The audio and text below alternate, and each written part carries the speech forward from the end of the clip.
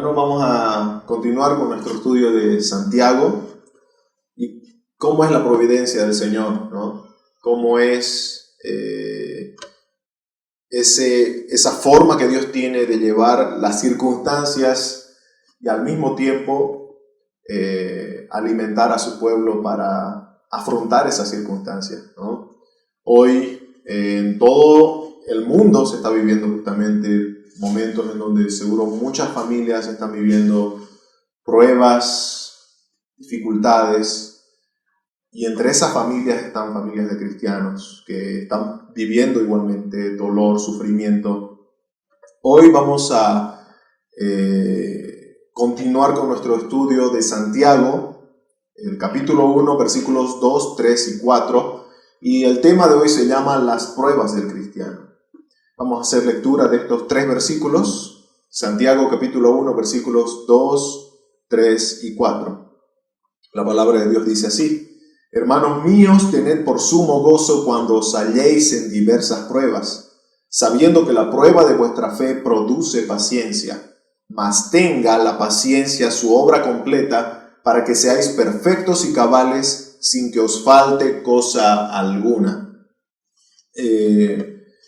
En esta mañana vamos a ver 3 puntos en base a estos 3 versículos que acabamos de leer. Punto número 1, el gozo en las pruebas. Punto número 2, el moldeados por las pruebas. Y punto número 3, la obra de la paciencia. Tenemos que recordar que Santiago está escribiendo esta carta, como decía nuestro hermano Andrés el anterior domingo. Santiago está escribiendo esta carta a una comunidad de judíos que creyeron en el Evangelio y están siendo perseguidos por su fe. Y hay un grupo dentro de esta comunidad de creyentes que no son creyentes, ¿no? Esa es la razón también por la que Santiago muchas veces muestra una exhortación como a inconversos en la misma carta. Pero acá Santiago está, refiriéndose a las pruebas, se está enfocando en los cristianos que pasan por pruebas. Cuando Santiago dice, por ejemplo, tened por sumo gozo cuando os halléis en diversas pruebas, en el sentido general de toda esta frase, Santiago está diciendo que el cristiano no debe rebelarse ante las pruebas que Dios permite en la vida del cristiano.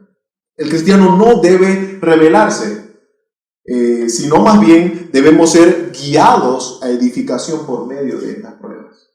¿Y por qué Santiago empieza a decir esto a los cristianos que están siendo perseguidos, que están siendo matados por su fe, que están sufriendo dolor por su fe?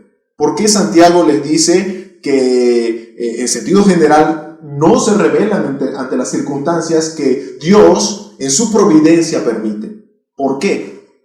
Porque normalmente el ser humano en nuestra naturaleza tendemos a alzar el puño al cielo y cuestionar la soberanía del Señor. Tendemos a alzar el puño al cielo y cuestionar la sabiduría, la bondad perfecta de Dios.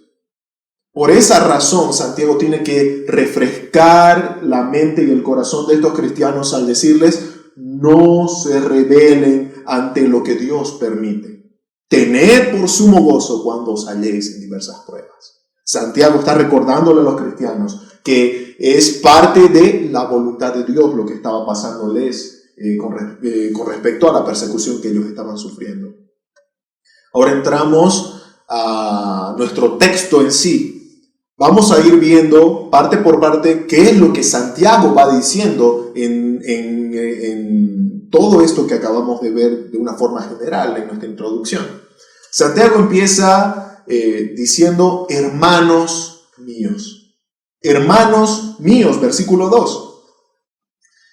Esta es una carta dirigida contextualmente, como decíamos hace un momento, a una comunidad de judíos que creyeron en el Evangelio, y se entiende también, y por los registros que vemos en la palabra de Dios, que estos eran creyentes que habían salido de la persecución hecha después de la muerte de Esteban, ¿no? Que se está registrada en Hechos capítulo 7, y en Hechos capítulo 8, versículo 1, vemos a estos cristianos expandiendo el evangelio por la persecución que estaban sufriendo.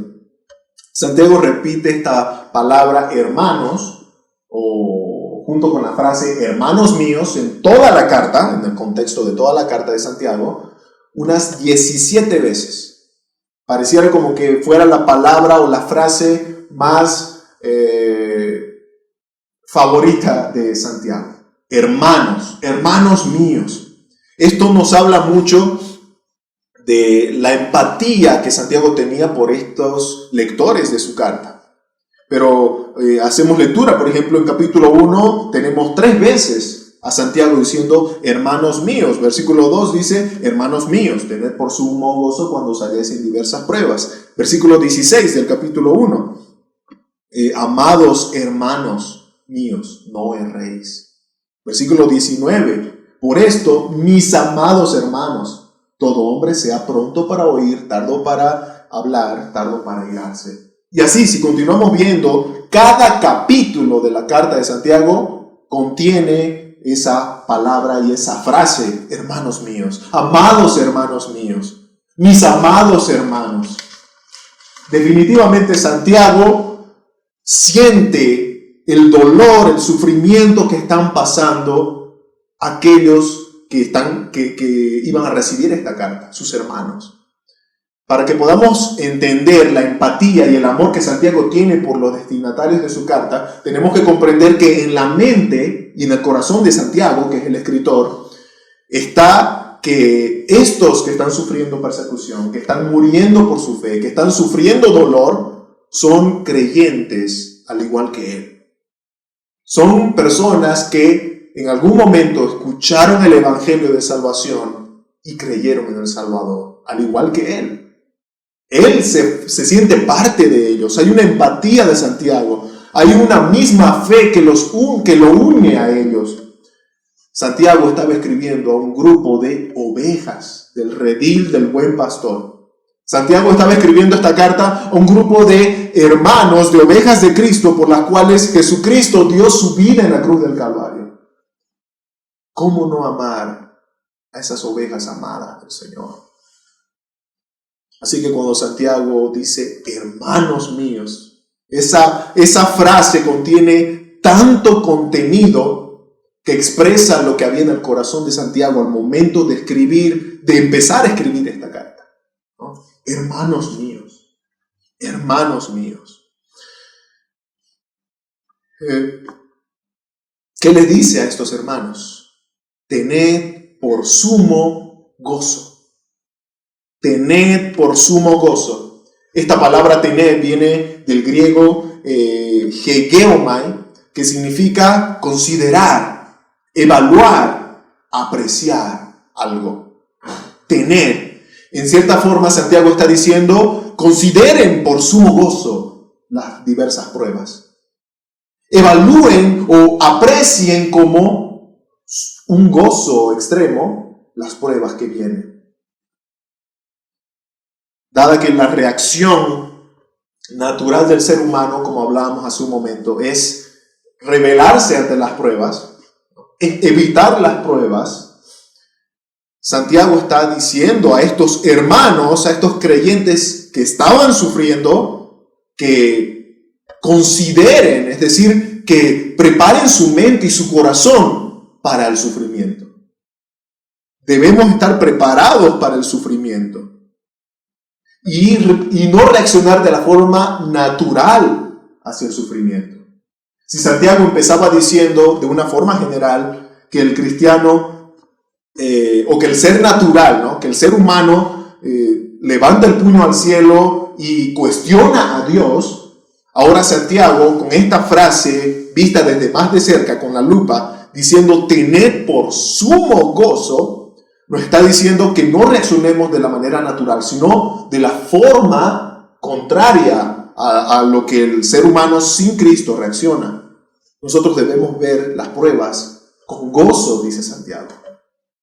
Con gozo. Se necesita de un corazón predispuesto para no sumirnos en el pecado de la autocompasión, por ejemplo. La autocompasión. ¿Qué es la autocompasión? Cuando en medio del sufrimiento tú empiezas a verte como la víctima, tú empiezas a verte como el centro del universo y como que el mundo gira alrededor de ti, y el egoísmo del corazón engañoso, que todos tenemos un corazón engañoso, tristemente, la lucha que el cristiano debe tener incluso, el egoísmo sale a flote. No caigamos en medio del sufrimiento en la autocompasión. Santiago quiere recordarles a estos hermanos, ovejas de Cristo, que somos herramientas para la gloria de Dios en medio del sufrimiento. No somos nosotros el centro, es Dios quien debe llevarse la gloria a través de lo que nosotros vivimos en esta tierra, en donde tendremos aflicción, como dijo Cristo. Él es quien debe llevarse la honra, la gloria, porque Él sostiene a los suyos a pesar de las circunstancias. Primera Pedro, capítulo 4, versículo 12, el apóstol Pedro escribiéndole a la iglesia perseguida, a la iglesia que está muriendo por su fe, sufriendo dolor por su fe. ¿Y qué le dice Pedro a esta iglesia que sufre? Amados, no os sorprendáis del fuego de prueba que os ha sobrevenido, como si alguna cosa extraña os aconteciese. Pedro recuerda que las pruebas no tienen que ser algo que sorprenda al cristiano. Por eso Santiago mismo estaba recordándole a estos hermanos. La prueba no tiene que sorprendernos. Tenemos que estar mentalmente y con el corazón predispuestos a sufrir. No tiene que sorprendernos que el cristiano va a sufrir. El cristiano no está exento del sufrimiento. No somos inmunes al dolor de este mundo.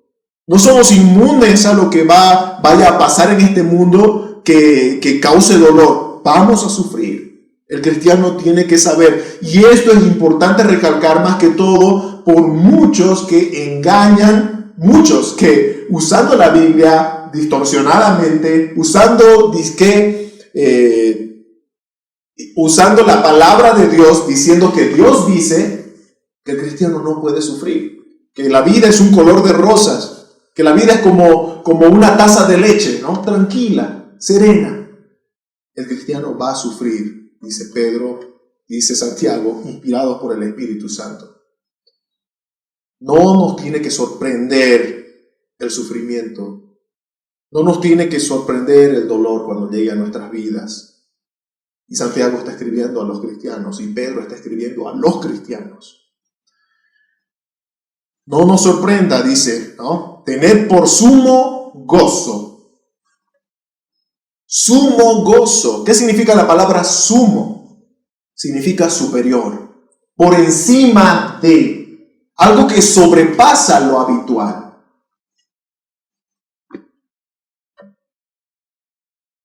Y es interesante, no está hablando de un simple gozo, ¿no? Muchas veces cuando hablamos de gozo, pensamos que en la forma más mundana del gozo, ¿no? La felicidad externa, algo que depende de circunstancias.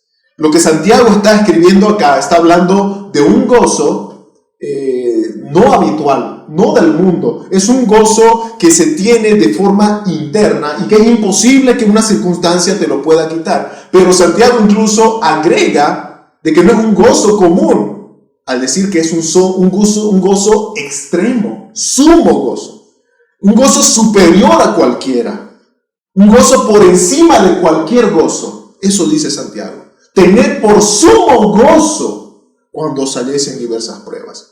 El apóstol Pedro, continuando escribiendo a estos hermanos, después de decirle que no les sorprende el fuego de prueba, como si alguna cosa extraña os aconteciese, dice en el versículo 13 al 16, sino, ¿qué dice? Gozaos por cuanto sois participantes de los padecimientos de Cristo, para que también en la revelación de su gloria os gocéis con gran alegría, dice Pedro. Si sois vituperados o burlados o amedrentados, ¿no?, por el nombre de Cristo, sois bienaventurados. Otra vez, esta palabra bienaventurado significa extremadamente gozoso, ¿no? Gozoso en extremo, bienaventurado. Así que tenemos a Santiago y a Pedro hablando de que en medio del sufrimiento el cristiano debe gozarse en extremo. Porque el glorioso, y aquí está la razón, ¿por qué el cristiano debe gozarse? Porque cualquiera puede decir, pero ¿qué carga más dura nos está dando el Señor? ¿Cómo puedes gozarnos en medio del sufrimiento? Pedro dice, porque el glorioso Espíritu de Dios reposa sobre vosotros.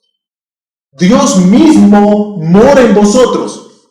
Esa es una razón suficiente para que sientas gozo incluso a pesar de las circunstancias que estés pasando. Los hermanos a los que Pedro y Santiago le estaban escribiendo eran hermanos que estaban muriendo de la forma más humillante y dolorosa que tú te puedas imaginar. Hermanos que morían por su fe aserrados, cortados con sierras, como si fueran madera. Vivos los cortaban. Eran hermanos que estaban siendo torturados de las maneras más horrendas, quemados vivos. Pero Pedro y Santiago, inspirados por Dios, dicen, sois bienaventurados porque el Espíritu de Dios mora en vosotros. Habla de una esperanza que trasciende este mundo y las circunstancias que nos envuelven en este mundo. Así que ninguno de vosotros, dice Pedro, cristianos, ninguno de vosotros padezca como homicida o ladrón o malhechor o entremeterse en lo ajeno. Pero si alguno de vosotros padece como cristiano, no se avergüence, sino glorifica a Dios por ello. Es clara la razón del gozo del cristiano en medio del sufrimiento. Y es que el cristiano se goza en que Dios es glorificado por el sufrimiento de uno, ¿no? Porque empiezas a verte como herramienta de gloria para Dios. Cuando Pablo y Silas son encarcelados en Filipo porque quitaron de una jovencita un espíritu de adivinación. Y el pueblo se encendió en ira contra ellos y la palabra de Dios dice que cuando los agarraron, literalmente los azotaron mucho. Y usa esa palabra, ¿no? Para demostrar el nivel de castigo físico que recibieron Pablo y Silas. Los azotaron mucho, y los metieron en la cárcel. Y como los metieron en la cárcel, dieron la orden al guarda que lo metan al calabozo más profundo de la cárcel, es decir, a aquel en donde metían al peor de los malhechores, al peor de los homicidas, ¿no? Al calabozo, al más oscuro, al más profundo. Y estando ahí en el calabozo más oscuro, tenían que ser también puestos sus pies en el cepo, ¿no? Los dos pies en el cepo. Pablo y Silas, humanamente hablando, totalmente injusto, ¿verdad? Totalmente injusto. Pero ¿qué hacían estos hombres que por el celo y la envidia de los hombres fueron metidos injustamente en el peor lugar, castigados de la peor manera? ¿Cuál fue la reacción de estos hombres? Pablo y Silas dicen en Hechos 16:25 que a medianoche, orando, en primer lugar, orando, en medio de la aflicción física y emocionalmente, ellos oraban. ¿Y qué hacen Pablo y Silas? También cantaban himnos. Cantaban himnos a Dios. ¿Qué es lo que cantas cuando tú cantas himnos a Dios? Cantas de su soberanía, ¿no? Alabas a Dios, glorificas su nombre. Estás cantando de que todo lo que Él hace es perfecto. Estás cantando de que Dios es bueno. Estás cantando de que Dios es amor, de que Dios es un Dios de gracia. Pero ellos estaban en el peor lugar y estaban físicamente de la peor manera. Pero esta fue la reacción de Pablo y Silas en medio del sufrimiento. Y lo más importante es luego que dice a continuación, en el verso 25 de Hechos 16, dice que los presos oían. Los presos oían. Todos los demás estaban viendo cómo estos dos cristianos estaban viviendo el sufrimiento de una manera distinta a todos. Estaban percibiendo el sufrimiento, el dolor, de una manera inusual para el mundo. El buen testimonio del cristiano. Cuando Juan y Pedro, y miren cómo la palabra de Dios una y otra vez nos va mostrando ejemplos de cristianos sufriendo y cuáles eran sus reacciones ante el sufrimiento. Juan y Pedro fueron igualmente agarrados por el celo de los fariseos, pues los apóstoles estaban haciendo señales que eran totalmente claras para todo el pueblo. Y cuando los agarraron, Gamaliel aconseja y dice a este consejo envidioso: si esto no es de Dios, se va a desvanecer, pero si es de Dios, cuidado que os encontréis enfrentándose directamente con Dios. Versículo 40 del capítulo 5 de Hechos. Y convinieron con él, con Gamaliel, y llamando a los apóstoles, a Pedro y a Juan, después de azotarles, una vez más, el castigo físico, después de azotarles, les intimaron que no hablasen en el nombre de Jesús y los pusieron en libertad. Y ahora vemos la reacción de los apóstoles después de pasar por sufrimiento físico, dolor físico y también un dolor emocional, ¿no? Las amenazas. ¿Cuál fue la reacción? Dice: y ellos salieron de la presencia del concilio gozosos de haber sido tenidos por dignos de padecer afrenta por causa del nombre, el nombre de Cristo. Y todos los días en el templo y por las casas no cesaban de enseñar y predicar a Jesucristo. Es increíble, si tú vas viendo una y otra vez y sigues buscando ejemplos en la palabra de Dios sobre creyentes, siervos de Dios, pasando por sufrimientos, vas a ver este mismo común denominador. Gozo porque Dios era glorificado por medio de ese sufrimiento que ellos estaban pasando. Algo sabían estos cristianos que hacían que perciban el sufrimiento de una manera diferente. El cristiano debe tener gozo en medio del sufrimiento, en primer lugar porque Dios es glorificado en el sufrimiento, como dice Pedro en 1 Pedro capítulo 2 versículos 20 y 21, pues qué gloria es si pecando sois abofeteados y lo soportáis, mas si haciendo lo bueno, es decir, lo recto, lo justo, ¿no? La voluntad de Dios, si haciendo lo bueno sufrís y lo soportáis, esto ciertamente es aprobado por Dios. Pues para estos fuiste llamados. ¿Para qué? Para sufrir. Parece chocante, ¿no? El apóstol Pedro nos está diciendo a todos los cristianos que hemos sido llamados, ¿para qué? Para sufrir. ¿Por qué? Porque el objetivo principal de la salvación de los cristianos, como dice Efesios capítulo 1, es darle la gloria a Dios. Nosotros hemos sido renacidos por la fe en Cristo para ser objetos de gloria para Dios. Y si para darle la gloria a Dios tenemos que sufrir. Amén. Así que en primer lugar, Dios debe ser glorificado por medio del sufrimiento y ese debe ser motivo del gozo para el cristiano. Y segundo, antes de terminar este primer punto, algo que debe traer gozo al cristiano que sufre es que otros son edificados por medio de tu sufrimiento. Es que la iglesia debe ser animada por medio de tu sufrimiento. Es que tu sufrimiento debe contribuir al progreso del evangelio. Filipenses capítulo 1, vamos a leerlo. Filipenses capítulo 1, versículo 12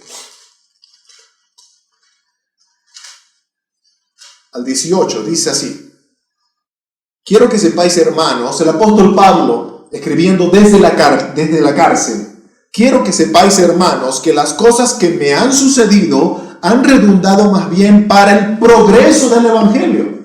Pablo está escribiendo desde la cárcel, repito, de tal manera que mis prisiones se han hecho patentes en Cristo en todo el pretorio y a todos los demás. Es decir, todos sabían que el sufrimiento, la prisión de Pablo tenía un sello que significaba, que decía, está preso por Cristo, por la obra de Cristo, por la fe en Cristo, ¿no? Se han hecho patentes en Cristo.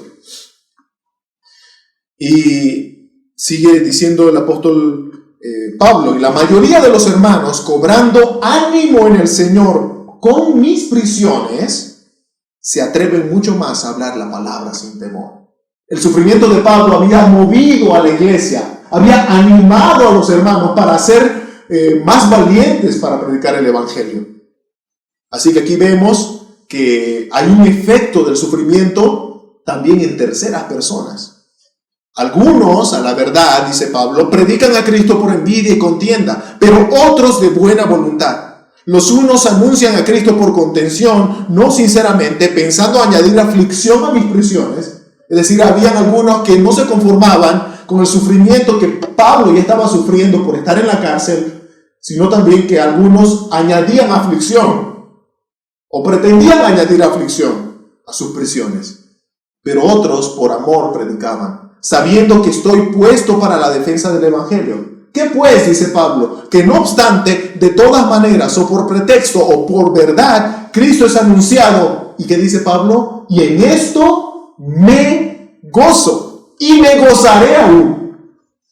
Pablo tiene gozo, a pesar de su circunstancia, a pesar de su sufrimiento en la cárcel. Tiene gozo porque otros están siendo edificados. Tiene gozo porque la iglesia está siendo animada para predicar el evangelio. Tiene gozo porque su sufrimiento está contribuyendo al evangelio, al progreso del evangelio. Continuamos con esta carta de Santiago. Santiago dice, hermanos míos, tened por sumo gozo, ¿qué cosa? Cuando os halléis en diversas pruebas. Santiago dice, cuando os halléis, no si alguna vez os halláis, o por si os halláis en diversas pruebas. Santiago está asegurando que el cristiano va a pasar por pruebas. Está asegurando que el cristiano va a sufrir. Santiago habla de aquello que Cristo ya dijo en Juan 16:33. Estas cosas os he hablado, dice Cristo, para que en mí tengáis paz. En el mundo tendréis aflicción. Tendréis sufrimiento en el mundo, pero confiad. Yo he vencido al mundo. ¿Se dan cuenta que cuando Cristo habla del sufrimiento del mundo, en todo tiempo hace énfasis en Él? En Él hay paz. En Él hay victoria, porque Él ha vencido. Así que el cristiano tiene por qué estar seguro a pesar de las circunstancias, del sufrimiento, del dolor, porque está en Cristo quien venció al mundo. Está en Cristo quien da la verdadera paz. Y Santiago dice, tened por sumo gozo cuando os halléis en diversas pruebas. En el contexto que nos estamos manejando acá con la carta de Santiago, estamos viendo específicamente el sufrimiento por persecución por la fe. Pero Santiago luego agrega justamente esta frase, en diversas pruebas. Es decir, a pesar del sufrimiento, de la persecución, también el cristiano tiene otros sufrimientos que se le agregan a su vida.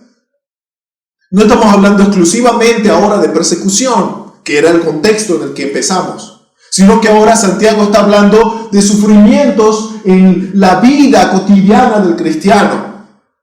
A pesar de la persecución, también el cristiano va a sufrir hambre muchas veces. Va a sufrir sed, desnudez, abusos, necesidad de un techo. Va a sufrir fatiga por el trabajo, personas que te aborrecen y te difaman. Va a sufrir enfermedades, va a sufrir la muerte de un ser querido. El genuino deseo de tener un hijo en muchos casos, mas aún así no poder. El cristiano va a sufrir el dolor. Estamos en este mundo con aflicciones. Pero el Dios soberano puso sus ojos en ti para usarte como instrumento de gloria. Santiago está recordándole a estos hermanos que a pesar de las diversas pruebas que puedas tener, eres una herramienta de gloria para el Señor. una herramienta de gloria para el Señor. Y debes gozarte en esa verdad. Gozarte en extremo. Punto número 2. Somos moldeados por las pruebas. Versículo 3 de Santiago dice, sabiendo que la prueba de vuestra fe produce paciencia. El cristiano debe saber, debe conocer que pasará por pruebas. Como hablábamos anteriormente, no debemos ser sorprendidos por las pruebas. El apóstol Pedro recalcaba una y otra vez a los hermanos que la prueba de fuego no te sorprenda como algo extraño. Santiago aclara aquí algo específico sobre el conocer. Y es que el cristiano debe saber qué es lo que la prueba está moldeando. ¿Qué es lo que la prueba está haciendo en ti? Dios no permite la prueba de fuego en la vida del cristiano así por así. Él tiene un propósito. Estamos hablando del Dios de orden. Estamos hablando del Dios omnisciente, del Dios de todo saber. Estamos hablando del Dios santo, es decir, que Dios no permite la prueba en la vida del cristiano porque es malo. No. Dios lo hace con santidad de por medio. Dios lo hace con sabiduría de por medio. Y Dios lo hace también porque Él es el Rey. Porque a Él le place hacerlo. Pero Él tiene un propósito sabio, santo en lo que te está pasando. Eso es lo que Santiago está diciendo. Tiene el cristiano que conocer, que saber qué es lo que está siendo moldeado en tu vida por la prueba que estás pasando. ¿Y qué dice? Sabiendo que la prueba de vuestra fe. Es nuestra fe la que está siendo probada. Es nuestra fe la que está siendo trabajada por medio de las pruebas. Es nuestra fe la que está siendo forjada. Es nuestra fe la que es evidenciada por medio del dolor. Algo que tenemos que aclarar acá es que Dios no permite la prueba en la vida del cristiano para Dios conocerte, para Dios saber, a ver cuánta fe tiene este cristiano en mí. No. Dios es omnisciente, ¿verdad? Dios conoce el corazón del cristiano. Dios sabe de por sí todo lo que hay en tu corazón. Dios no te prueba para conocerte. Dios te prueba para que tú te conozcas. Para que tú sepas que tu fe muchas veces no llega ni siquiera al tamaño de una semilla de mostaza. Dios te prueba para evidenciarte a ti mismo cómo eres y lo que llevas en tu corazón. La prueba no es para Dios conocerte, es para que tú te conozcas. Proverbios capítulo 15, versículo 11 dice, el Seol, es decir, el lugar de los muertos, y el Abadón están delante del Señor. ¿Cuánto más los corazones de los hombres? Dios conoce el corazón. Dios conoce los pensamientos. Dios sabe cómo crees en Él, cuánto crees en Él. La prueba es para que tú te conozcas, y así de grande es la misericordia de Dios. Él hace esto para que tú vayas viendo la realidad de tu espiritualidad. Y a través del conocimiento de esa realidad, cuando tú te das cuenta cuán pequeña es tu fe, cuán corto estás en confiar en el Señor por la circunstancia en la que Dios te ha permitido vivir, es en ese momento en donde eres atraído al Señor con sus cuerdas de amor, porque Él es la fuente de nuestra fe. La fe no es algo abstracto, no la pones en algo al azar. No, la fe está puesta en alguien, y ese es Dios. Ese es nuestro Señor. Él quiere atraerte a Él, la fuente de nuestra fe. Tristemente hay personas que hablan de la fe como algo abstracto. Como que yo confío, yo sé que todo va a salir bien. ¿Cómo sabes? ¿Qué pasa si las cosas no salen como tú esperabas? ¿Qué pasa si estos hermanos perseguidos a los que Santiago le está escribiendo pensaban de la fe de una forma abstracta, diciendo, no, yo sé que vamos a salir adelante a pesar de esta persecución?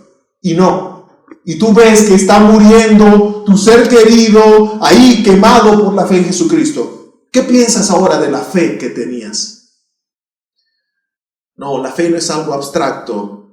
La fe está puesta en alguien. Y en Él es en quien tenemos que poner nuestros ojos y confianza, a pesar de las circunstancias.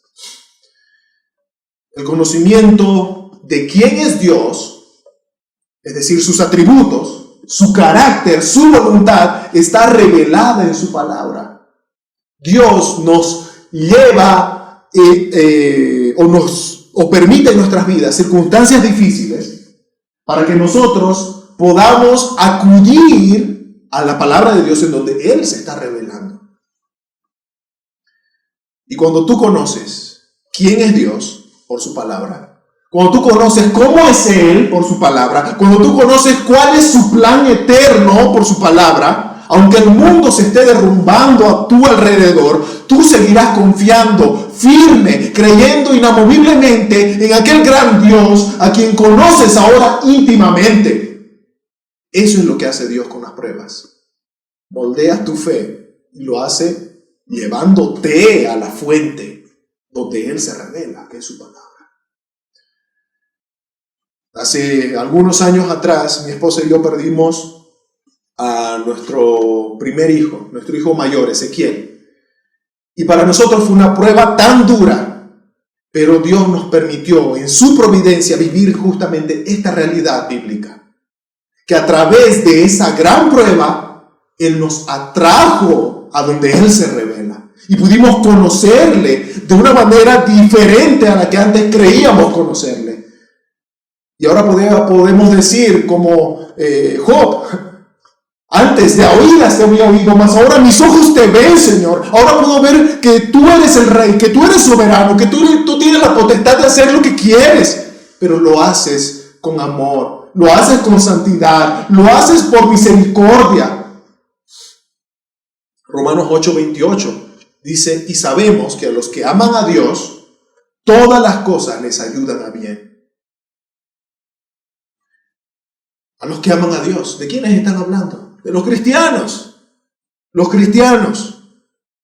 Y a los cristianos, todas las cosas les ayudan a bien. Es decir, las pruebas y los momentos de gozo, ¿no? Los momentos donde no hay dolor. Pero las pruebas son parte de ese todo que habla Pablo en Romanos 8:28. Y dice que esas pruebas también ayudan a bien al cristiano. Sabemos que Dios hace que todas las cosas obren para bien, incluyendo el sufrimiento. Un comentarista dice al respecto, Dios en su providencia orquesta todos los acontecimientos de la vida, incluyendo el sufrimiento, con miras a nuestro beneficio temporal como también eterno. El sufrimiento beneficia, en la misericordia de Dios, el sufrimiento beneficia al cristiano también. Es decir, que aparte de que Dios es glorificado en el sufrimiento del cristiano, también nosotros somos beneficiados de una manera temporal, es decir, aquí, para este tiempo en la tierra, pero también somos beneficiados a través del sufrimiento porque estamos siendo santificados para lo eterno. Hermanos, Primera Pedro, capítulo 1, versículos 3 al 7, dice así.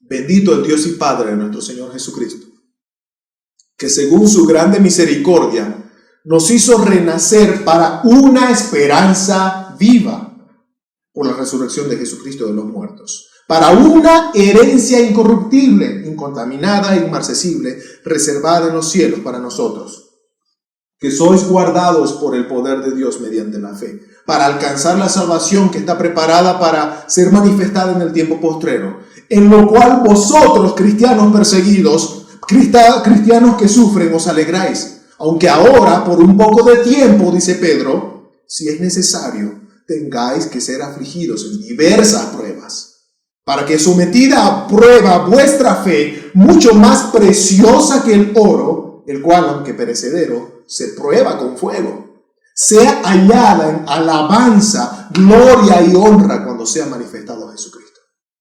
El apóstol Pedro habla claro del cristiano como el oro, que es metido al fuego para ser probada su pureza y para ser purificado en caso de que tenga muchas impurezas.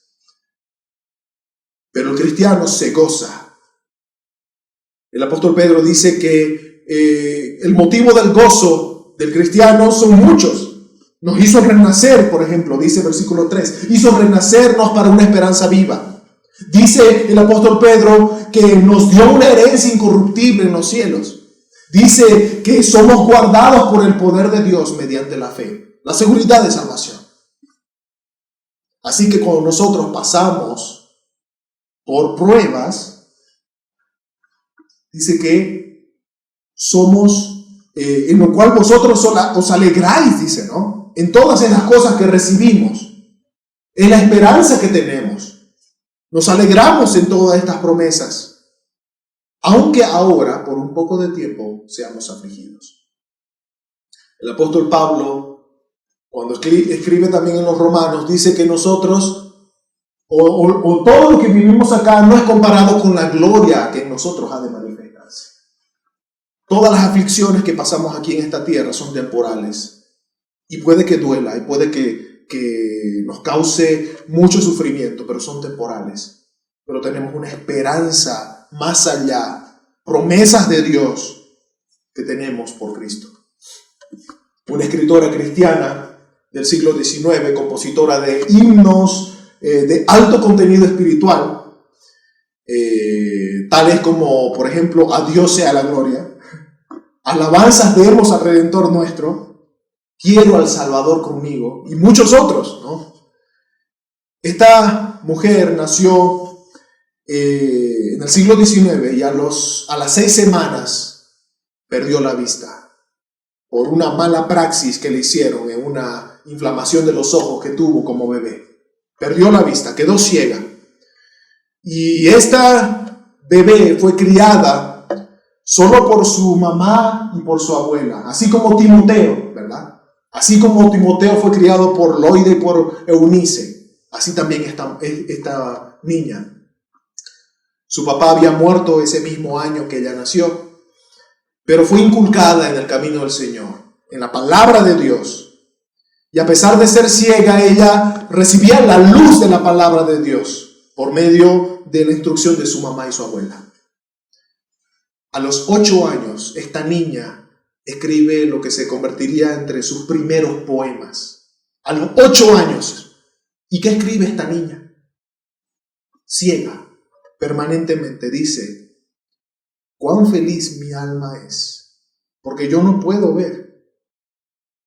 Cuán feliz mi alma es, aunque yo no puedo ver, dice. He resuelto que en este mundo contenta habré de ser. ¿Cuántas bendiciones tengo yo que otros no pueden disfrutar? Llorar por ser ciega y suspirar no debo hacer y no lo haré. Una niña de 8 años ya tenía este discernimiento con respecto a la prueba que Dios permitió que ella viviese. Y esa fe que tenía ya a esos 8 años que le hizo escribir estas líneas, es esa misma fe que se ve reflejada en los más de 10,000 himnos que escribió, glorificando a Dios, alabando a Dios por toda su vida en la que permaneció ciega hasta el día de su muerte. ¿Qué hace que una persona perciba la prueba de una manera inusual a la que el mundo la percibe? Es solamente el Señor. Él moldea nuestra fe. Él moldea aquello en lo que nosotros confiábamos antes en nosotros mismos o en las circunstancias, y nos guía a confiar y a mirar solamente a Él y conocerle a Él, la fuente de nuestra fe. Puede que tu salud no te sea devuelta. Puede que tu hijo no te sea devuelto. Pero si a través de estas pruebas conociste a Dios realmente, entonces puedes decir y creer con todo tu corazón que la voluntad de Dios es buena, es agradable y es perfecta. Dios prueba nuestra fe para evidenciar ante nosotros mismos y así conocer en su plenitud la fuente de nuestra fe, que es Dios. Continuamos. Dice que la prueba de nuestra fe produce paciencia. Santiago. sabiendo que la prueba de vuestra fe produce paciencia. Santiago versículo 3. No estamos diciendo que no vas a sentir el dolor de perder un ser querido, por ejemplo, o que no vas a sentir el dolor de una enfermedad. El fuego te va a quemar, va a doler, pero no te va a consumir. Cristiano, te hablo a ti en el nombre del Señor. El fuego de prueba te va a quemar y va a doler, pero no te debe consumir, sino más bien como el oro puesto al fuego serás purificado, perfeccionado, santificado por Dios. La palabra paciencia que usa Santiago en estos versos viene del griego hupomoné, que significa soportar el dolor, resistir el dolor, aguantar el dolor, perseverar. El dolor continúa, pero ahora lo resistes, lo soportas porque hay esperanza más allá de lo que está pasando a tu alrededor. Hebreos capítulo 12, versículo 2 dice: puestos los ojos en Jesús, el autor y consumador de la fe, el cual por el gozo puesto delante de él, menospreció el oprobio, la vergüenza, y se sentó a la diestra del trono de Dios. Nuestro Señor Jesús, a veces cuando nosotros pensamos qué fácil es para Dios cargar a los cristianos con gozarse en el sufrimiento, con soportar el sufrimiento, qué fácil es para Dios, ¿verdad? Bueno, pues ignoramos esta gran verdad que dice el autor de los Hebreos, en el capítulo 12, que Cristo, es decir, Dios encarnado, se sometió al dolor. ¿Y qué hizo Cristo para soportar el dolor que estaba pasando? Miró más allá del dolor, miró más allá de la cruz. Él vio el fruto de la cruz, él vio el gozo puesto delante de él. Como dice Isaías en el capítulo 53, versículo 11, Cristo vio el fruto de la aflicción de su alma y quedó satisfecho.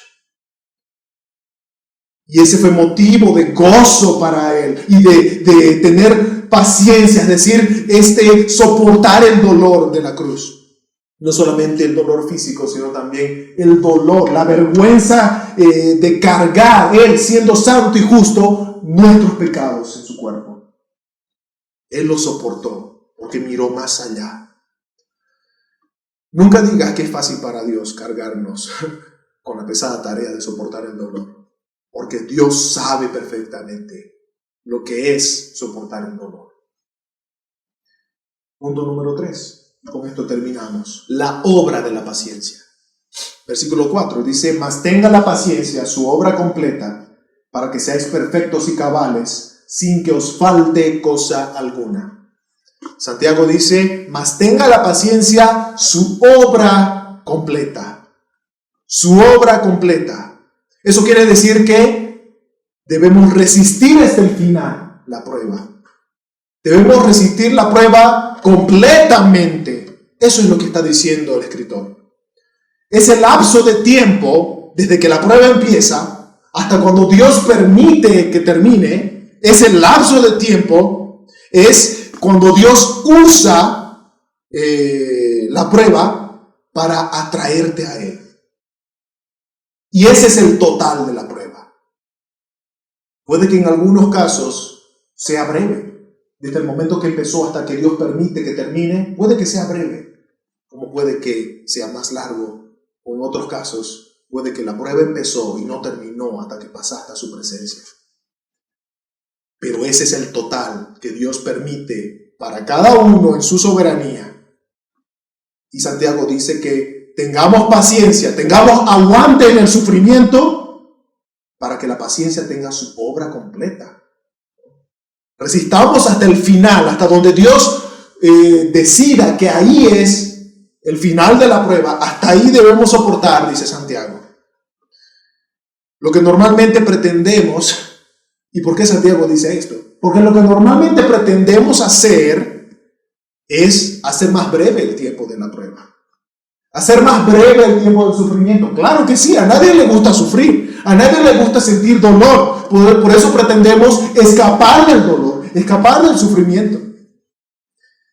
Pero ahora nos vamos a dar cuenta que si Dios está usando ese lapso de tiempo en su totalidad para santificarte, para purificarte como el oro, para moldear tu fe, para guiarte hacia Él, la fuente de nuestra fe, para que le conozcas, entonces vamos a ver que rechazar o guiar tu mirada hacia otro lado y no enfocarte en lo que Dios está haciendo en este tiempo es rechazar la santificación que Dios está haciendo en tu vida.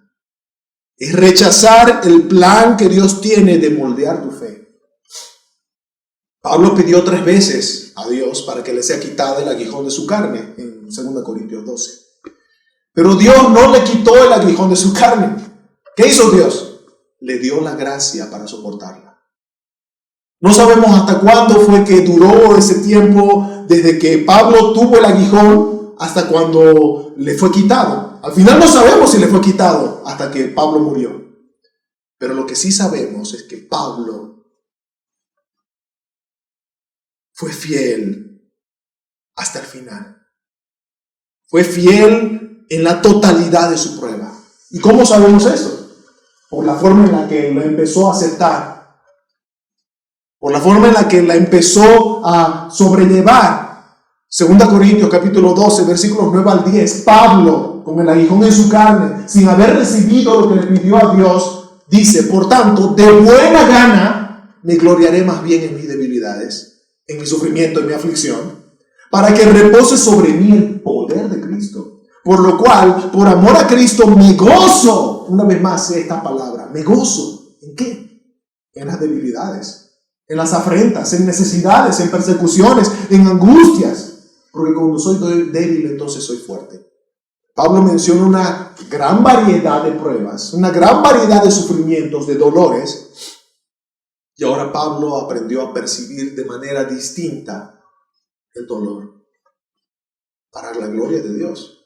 Porque cuando somos débiles, cuando reconocemos cuán débiles somos, es cuando Él es ensalzado y glorificado. Debemos pedirle a Dios la gracia para resistir hasta el final de la prueba. No sabemos cuándo las pruebas van a acabar, pero sí sabemos que Dios sostiene a los suyos. Pablo aceptó de buena gana, dice la Escritura, sus aflicciones, pues eran sinónimo de ser santificado por Dios, de ser moldeado por Dios, de conocer más íntimamente a Dios. Pasar por la prueba de fuego pretendiendo hacer más leve el dolor, eso para nosotros, ¿verdad? Cuando nosotros pasamos por la prueba de fuego y pretendemos hacer más leve el dolor o más breve el tiempo de prueba, es decirle no a la santificación de Dios, es decirle no a ser moldeados por Dios, es decirle no a conocer a Dios íntimamente. Muchas veces tratamos de evitar la prueba por medio de la negación de la realidad. Tratamos de negar la realidad de nuestras circunstancias. No estamos diciendo que te enfoques en las circunstancias, pero otra cosa también es cuando la tratas de negar. ¿Cómo negamos nuestra realidad? Bueno, nos distraemos o tratamos de distraer nuestra mente, de nublar nuestra mente con cualquier otro tipo de distracciones, pero no nos enfocamos en Dios, que es el propósito de la prueba. El propósito de la prueba para el cristiano es que veamos a Dios, seamos guiados a Él, la fuente de nuestra fe. Santiago sigue diciendo: para que seáis perfectos. Mas tenga la paciencia su obra completa para que seáis perfectos. Aquí no se está refiriendo a una perfección libre de pecado. Aquella perfección, por ejemplo, que todo cristiano tendrá en la eternidad. No está hablando de esa perfección. Estamos siendo perfeccionados, eso sí, hasta la venida de Jesucristo, dice Filipenses. Pero no somos perfectos en ese sentido acá. Pero entonces Santiago, ¿a qué se refiere? Santiago se está refiriendo a la madurez espiritual del cristiano. Como cuando una planta es regada constantemente y esta planta crece hasta llegar a su adultez. A esa perfección se refiere, a la madurez del cristiano. Dios quiere que el cristiano madure, es parte de su voluntad. Dios quiere que el cristiano sea santificado, es parte de su voluntad. 1 Corintios capítulo 14, verso 20 dice: hermanos, no seáis niños en la manera de pensar, más bien niños, sean niños en la malicia, pero en la manera de pensar, sed maduros. Mateo capítulo 4, versículo 4 dice: Jesús, no solo de pan vivirá el hombre, dice Cristo, sino de toda palabra que sale de la boca de Dios. No solo de pan vivirá el hombre. Nuestro alimento solamente proviene de Dios, el alimento espiritual por el cual nosotros somos o vamos a la madurez. Como dice el apóstol Pedro, que debemos desear la leche espiritual no adulterada, la leche pura, nuestro alimento para crecer. Y Juan 17:17, Cristo dice: santifícalos en tu verdad, tu palabra es verdad. Maduramos por la palabra de Dios, somos santificados por la palabra de Dios. Así que la prueba debe llevarnos a la palabra de Dios. Si nosotros tratamos de nublar nuestra mente con otro tipo de distracciones para negar la circunstancia, el dolor que estamos pasando, pero no conocemos a Dios en medio de la prueba, entonces todo lo que estamos pasando es en vano. Y por último, Santiago dice: mas tenga la paciencia su obra completa, para que seáis perfectos y cabales, sin que os falte cosa alguna. Sin que os falte cosa alguna. Esta palabra cabales significa literalmente en el griego todas las partes como un todo. Para que seamos completos. Lo que hace la prueba de nuestra fe y el resistir a la prueba, al conocer a Dios en medio de ella, es llevarnos a estar preparados, capacitados, armados con todas las herramientas que Dios tiene para nosotros. ¿Y para qué Dios nos arma? Bueno, Efesios 6 habla de esa batalla espiritual para la cual necesitamos la armadura que Dios provee al cristiano.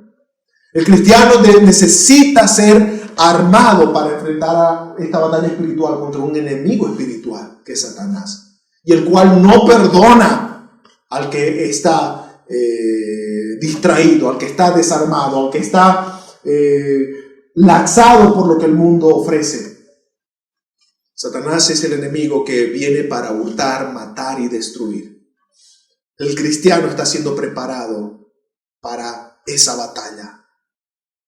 Y no debemos ceder a las tentaciones del enemigo. Para eso estamos siendo preparados. Para eso estamos siendo capacitados. Y todo lo que Dios nos da nos hace estar perfectos, es decir, maduros, cabales, y no nos falta cosa alguna. Pero todo esto es producto de haber pasado el sufrimiento en la voluntad de Dios. ¿Cómo Dios quiere que un cristiano pase el sufrimiento? Conclusiones. Número 1.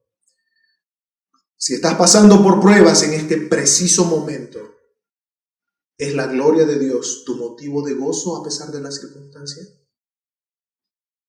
¿Es la gloria de Dios tu motivo de gozo a pesar de las circunstancias que estás pasando ahorita? Número 2. ¿Tu manera de afrontar la prueba está siendo de buen testimonio para otros? ¿Para la iglesia? ¿Para los inconversos? ¿Para que pongan sus ojos en Cristo y glorifiquen su nombre? ¿O por el contrario, tu manera de afrontar la prueba está siendo de tropiezo para el progreso del evangelio?